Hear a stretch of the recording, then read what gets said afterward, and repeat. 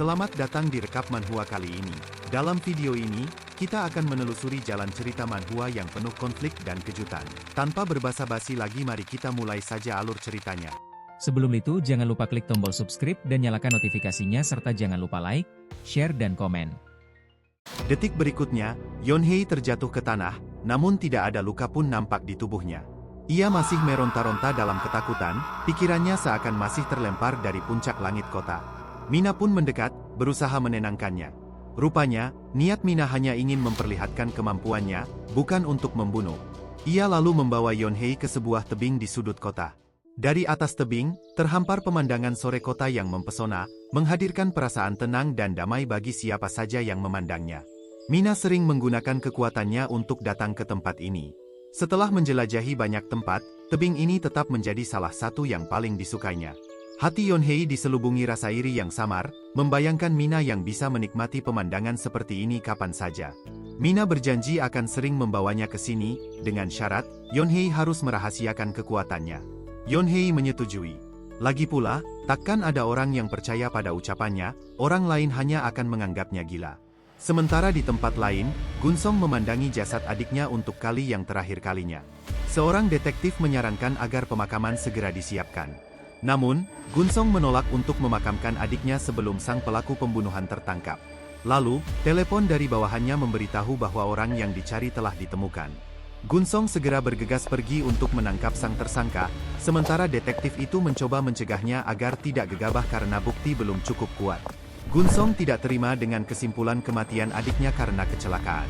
Ia memperingatkan detektif itu untuk pura-pura tidak tahu bila tidak ingin terkena imbasnya. Akhirnya, Gunsong bersama anak buahnya berangkat, niat balas dendam membara di dalam hati. Sementara di luar rumah sakit, Suhyun dan rekannya mengawasi setiap gerak-gerik Gunsong melalui teropong kecil. Rekannya menjelaskan hubungan bisnis antara Lua dan Gunsong, dan bagaimana Gunsong terkena dampak besar sejak kehilangan Lua. Tak lama kemudian, mereka melihat kelompok preman itu keluar dari rumah sakit dan bergerak menuju suatu tujuan. Suhyun berencana mengikuti Gunsong, menduga pria itu telah menemukan sebuah petunjuk. Berpindah kepada Mina dan Yeonhei, mereka berteleportasi ke sebuah gedung kosong. Gedung terbengkalai itu adalah markas sementara Mina, persembunyiannya yang rahasia. Bangunan itu terpencil di tengah gunung, sebuah tempat yang mustahil ditemukan orang. Yeonhei memandangi koleksi foto berbagai tempat yang pernah dikunjungi Mina, perasaan takjub dan iri berbaur dalam dirinya. Mina bisa melesat ke Amerika atau Eropa kapan saja, bebas tanpa beban biaya. Meski secara logika mungkin, nyatanya Mina belum pernah benar-benar meninggalkan Korea.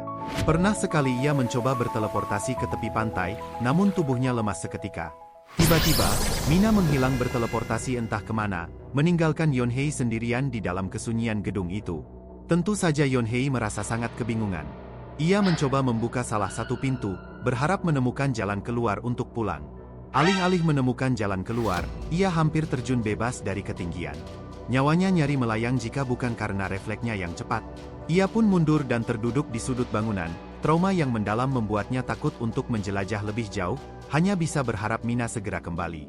Beberapa saat kemudian, orang yang dinantikannya muncul tepat di depan matanya. Mina membawa donat lezat dengan beragam topping yang menggiurkan, membuat mata Yeonhei berbinar-binar dilanda lapar. Mina mengajaknya untuk menikmati donat itu di tempat lain, donat premium harus disandingkan dengan suasana yang tepat. Akhirnya, mereka kembali ke tebing sudut kota, menikmati setiap gigitan kelezatan donat sambil memandang keindahan pemandangan kota. Mereka berbincang dengan riang, Mina yakin tempat itu adalah lokasi yang sempurna untuk membuka sebuah kafe. Ia juga bersyukur. Berkat kekuatan ini, ia dapat menyaksikan keindahan dunia dari sudut-sudut yang tak terbayangkan oleh manusia biasa. Mina lalu menggoda Yeonhei, penasaran apakah Yeonhei masih menganggapnya seorang penjahat. Yeonhei mengaku tidak pernah menganggap demikian, namun ia berharap Mina menikmati momen-momen indah seperti ini dan tidak melakukan hal-hal berbahaya. Mina awalnya bingung dengan alasan di balik kekuatannya, namun setelah 3 kali menyelamatkan Yeonhei, ia merasa itu adalah kewajibannya untuk menghukum orang-orang jahat yang gemar menyiksa sesama. Hal itu seketika dibantah oleh Yeonhei. Mengambil nyawa orang lain bukanlah sebuah kewajiban yang patut dilakukan. Bukan karena ia sok suci atau mengkhawatirkan nyawa para kriminal, melainkan karena ia tidak tega melihat orang yang menyelamatkannya menapaki jalan menuju kehancuran. Melihat ketulusan dalam diri Yeonhei, hati Mina dipenuhi kehangatan yang telah lama tidak dirasakannya. sejak kepergian ayahnya. Akhirnya, Mina berjanji pada Yonhei untuk berusaha tidak membunuh lagi. Di sisi lain, Gihan memberitahu tempat tinggal Yonhei pada anak buah Gunsong. Kebetulan, mereka melihat Yonhei dan Mina yang sedang pulang bersama, wajah mereka dihiasi oleh keceriaan yang begitu nyata. Lalu bawahan Gunsong segera memberi perintah untuk menangkap mereka. Yonhei dan Mina dikejutkan oleh kedatangan Gihan yang tiba-tiba. Tubuhnya tampak babak belur, dihiasi oleh plester luka yang mengotori wajahnya.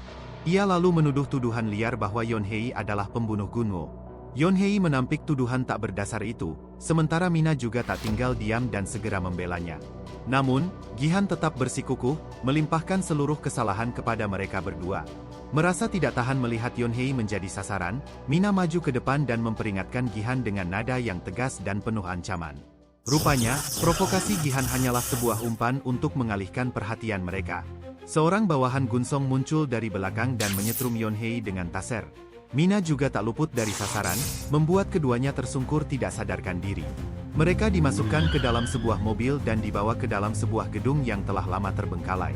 Gunsong memerintahkan bawahannya untuk berjaga ketat di depan gedung, memastikan tidak ada yang bisa memasuki atau meninggalkan tempat itu. Beberapa waktu berlalu, dan perlahan-lahan, Mina kembali tersadar. Ia berusaha merekatkan kembali memori yang terpecah belah. Ia menyadari matanya tertutup rapat, mulutnya terkunci, tidak menyisakan celah untuk melihat atau bersuara. Pikirannya langsung melayang kepada Yonhei, bertanya-tanya dalam gelap apa yang telah terjadi pada sahabatnya. Yonhei sendiri telah diseret dan dibaringkan di hadapan Gunsong, masih terlelap dalam dunia bawah sadar. Gunsong memandangi tubuh lemah Yonhei dengan curiga, sulit mempercayai anak ini mampu mengakhiri nyawa adiknya. Gihan, yang sudah dilanda kepanikan, bersikeras menyalahkan Yonhei karena ia satu-satunya orang yang berada di atap bersama Gunwo. Klaim itu membuat darah Mina mendidih. Ini adalah situasi berbahaya di mana Yonhei akan dihabisi tanpa ampun. Gunsong mengangkat tubuh Yonhei bagai sebuah samsak tinju, mendesaknya untuk menceritakan kebenaran yang terjadi. Namun, Yonhei memilih diam membisu. Sampai mati pun, ia takkan mengkhianati Mina. Kebisuan Yonhei justru memicu amarah Gunsong, yang kemudian menghajarnya tanpa belas kasihan. Mina merasa frustasi mendengar sahabat satu-satunya sekarat, ia tidak bisa menggunakan kekuatannya selama ada penutup mata. Sementara itu, Yonhei terus menerima pukulan demi pukulan, menjadi sasaran pelampiasan Gunsong. Pukulan keras terus menghujam wajahnya, namun Yonhei tetap bertahan dalam kesunyiannya. Setelah puas menghajar Yonhei hingga tak sadarkan diri, perhatian Gunsong beralih. Ia memerintahkan bawahannya untuk melepas penutup mata Mina. Hal pertama yang disaksikan Mina adalah nasib tragis sahabatnya, tergeletak tak berdaya di atas lantai kotor. Pemandangan itu memicu sebuah emosi yang selama ini berusia ia pendam. Ia memohon maaf kepada Yonhei, menyesal tidak menghabisi semua orang yang ada di atap saat itu. Gunsong akhirnya tersadar, Minalah pelaku sebenarnya yang menghabisi nyawa adiknya. Dengan amarah yang memuncak, Gunsong melecutkan tinju besarnya ke arah Mina. Namun, Mina tak bergeming. Penutup matanya telah terbuka, dan kini ia bisa menggunakan kekuatannya dengan bebas. Ia dengan sengaja menggunakan teknik overlap, berteleportasi tepat menembus tubuh Gunsong. Sebuah kejadian yang membuat Gihan dan semua bawahan yang hadir terperangah dalam keheranan. Gunsong sendiri hanya bisa memandangi tubuh Mina yang masih terikat kursi itu telah menembus tubuhnya sendiri. Efek dari overlap melontarkan tubuh Gunsong terpental disertai teriakan kesakitan yang ekstrim, sementara Mina sendiri juga terpelanting ke belakang. Namun berkat hal itu, Mina dapat terbebas dari kekangan tali yang mengikatnya. Sementara itu, di lantai bawah gedung, beberapa bawahan Gunsong mendengar suara gemuruh mirip ledakan. Belum sempat mereka memeriksa apa yang terjadi, Suhyun telah tiba. Didampingi oleh rekannya yang setia, ia membawa serta hadiah kecil, seorang bawahan Gunsong lainnya yang telah tak sadarkan diri di tangannya. Tanpa basa-basi, Hyun Sung menanyakan keberadaan Gunsong kepada para bawahan itu. Para bawahan Gunsong sudah pasti takkan membiarkan Suhyun mendekati bos mereka. Mereka segera mengepungnya, berniat untuk mengalahkannya. Rekan Suhyun tiba-tiba menawarkan diri untuk membereskan para kaki tangan itu sambil berusaha mengorek informasi dari mereka. Dengan wajah imut dan ekspresi yang dibuat menggemaskan, ia mencoba menggoda para preman itu agar mau memberikan informasi dengan sukarela. Sayangnya, salah satu preman bersikap sombong, memandang remeh gadis imut yang berdiri di hadapannya. Detik berikutnya, sebuah pisau melesat cepat, tak sempat disadari oleh preman yang angkuh itu. Bilah baja itu menancap dalam di dahi preman gendut di sebelahnya, menghabiskan nyawanya sebelum ia sempat bereaksi. Seperti kata pepatah, satu lemparan satu nyawa melayang, seakan diciptakan khusus untuk menggambarkan wanita itu. Preman-preman yang lain tak tinggal diam, mereka serempak menyerang untuk membalaskan dendam temannya. Namun, sia-sia belaka. Wanita itu menangkis serangan mereka dengan begitu mudah. Lengannya berputar lincah, melumpuhkan dan merampas pisau dari genggaman seorang preman. Dalam sekejap, pisau itu sudah kembali menusuk, kali ini tepat di dada pemiliknya, memaksanya menjerit kesakitan. Ia menodongkan pisau itu ke mulut preman tersebut, memerintahkannya untuk memberitahu lokasi bosnya. Namun, sebelum ada jawaban, seorang bawahan Gunsong lainnya terjatuh bebas dari lantai atas. Pria itu menghantam tanah tanpa bisa melakukan perlawanan, nyawanya melayang seketika. Beruntung, Suhyun berhasil menarik rekan wanitanya tepat sebelum tragedi itu terjadi. Suhyun dan rekannya hanya bisa saling memandang dalam kebingungan, tak memahami apa yang sedang terjadi. Suhyun menengadah ke atas, instingnya merasakan ada sesuatu yang tidak beres. Dan benar, beberapa orang terlihat jatuh bersamaan dari lantai atas. Nyawa-nyawa itu punah begitu saja, tanpa perlawanan. Sementara di lantai atas, Mina terlihat kelelahan luar biasa, tenaganya terkuras habis oleh penggunaan kekuatannya yang beruntun. Masih banyak orang yang tersisa, berusaha mengepungnya. Kekuatan misterius yang membuat rekan-rekan mereka menghilang seketika membuat para preman itu ragu dan takut untuk mendekati Mina. Mina memanfaatkan keraguan mereka. Ia berteleportasi ke belakang seorang pria botak. Pada detik berikutnya, pria botak itu sudah terlempar ke udara dan terjatuh bebas ke bawah. Rasa sakit yang menusuk kepala pun melanda Mina, imbas dari penggunaan kekuatannya yang sudah melampaui batas. Ditambah lagi, kondisi Yeonhei yang semakin parah. Napasnya melemah dan darah yang terbuang sudah terlalu banyak. Dengan sisa tenaga, Mina merangkak mendekati tubuh Yeonhei yang tak berdaya, berniat melarikan diri dan membawanya ke rumah sakit. Sayangnya, ia tidak menyadari bahwa Gunsong telah siuman dan sedang bersiap menyergapnya dari belakang. Sebuah pukulan keras menghantam kepala Mina, membuatnya terpelanting kesakitan. Pukulan itu menyebabkan dirinya mengalami geger otak. Akibatnya, seluruh tubuhnya lumpuh, tak bisa digerakkan sama sekali. Gunsong mengambil tongkat baseball kebanggaannya, siap menghabisi Mina untuk membalaskan dendam adiknya. Tongkat baseball diayunkan dengan keras ke arah Mina yang tak bisa lagi menghindar. Keputusasaan mulai menyelimutinya. Tiba-tiba, Yeonhei datang dengan sisa kekuatan terakhirnya untuk menahan pukulan itu. Pukulan brutal itu membuat kepala Yeonhei bocor, menjerumuskannya ke dalam kondisi yang benar-benar kritis. Ia menyampaikan kata-kata terakhirnya, mendesak Mina untuk segera pergi dari sana. Air mata Mina berderai, rasa sedih dan frustrasi menyelimutinya, namun ia sama sekali tak berdaya. Akhirnya, ia memaksakan diri untuk berteleportasi, menghilang dari tempat itu dan meninggalkan Yeonhei yang tergeletak tak bernyawa. Namun, alih-alih melarikan diri, Mina justru berniat menggunakan sisa kekuatannya untuk melawan Gunsong. Gunsong yang memiliki insting bertarung tajam langsung mengayunkan tongkat basebalnya secara membabi buta untuk melindungi diri. Gerakannya berhasil membuat Mina lengah, dan sebuah tinju keras mendarat tepat di ulu hatinya. Serangan itu menyebabkan Mina mengalami luka dalam yang parah, terlebih tubuhnya hanyalah tubuh gadis SMA biasa yang rapuh. Gunsong bertanya kepada bawahannya tentang kekuatan aneh yang digunakan Mina, tapi mereka semua hanya bisa menggeleng kebingungan. Gunsong pun tak peduli lagi. Ia hanya ingin mengakhiri riwayat Mina dengan pukulan terakhir. Kali ini, Mina benar-benar pasrah, tak tersisa lagi tenaga untuk melawan atau melarikan diri. Tiba-tiba, dari arah belakang, sebuah tendangan keras menghempaskan tubuh besar Gunsong. Ternyata Suhyun berhasil menyusul tepat pada waktunya. Suhyun segera memeriksa kondisi Mina yang tersungkur lemah. Mata Mina terbuka setengah, menatap kosong dengan ekspresi sekarat yang menyayat hati. Ekspresi itu mengingatkannya pada Lua yang terbaring tak bernyawa di ruang jasad. Melihat Suhyun lengah, Gunsong menyergap dari belakang dan melayangkan tinju besarnya ke arah kepala Suhyun. Sayangnya, Gunsong menghadapi lawan yang salah. Suhyun menghindar hanya dengan sedikit memiringkan kepala, lalu menangkap lengan Gunsong. Dengan meminjam tenaga dari bahunya, Suhyun membanting Gunsong ke tanah dengan mudah.